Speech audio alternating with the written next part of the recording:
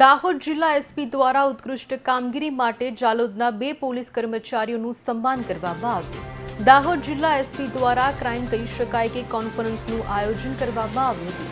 Conference દરમિયાન ક્રાઇમને લગતા કહી શકાય કે ગુનાઓમાં જે પોલીસ કર્મચારીઓ દ્વારા સુંદર કામગીરી કરવામાં આવી હતી તે દરેક લોકોનું સન્માન કરવામાં આવ્યું હતું।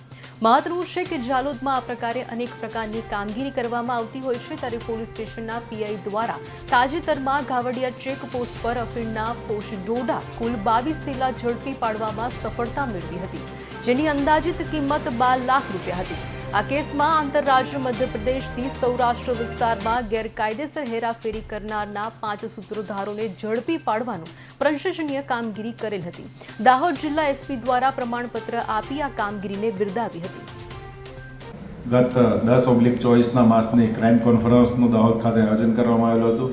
આ ક્રાઇમ કોન્ફરન્સમાં જે પોલીસ અધિકારી કર્મચારીઓએ ગત 10મા માસ દરમિયાન ઉત્કૃષ્ટ કામગીરી કરેલી હોય તેવા પોલીસ અધિકારી અને કર્મચારીઓને સન્માનિત કરવામાં આવેલા હતા।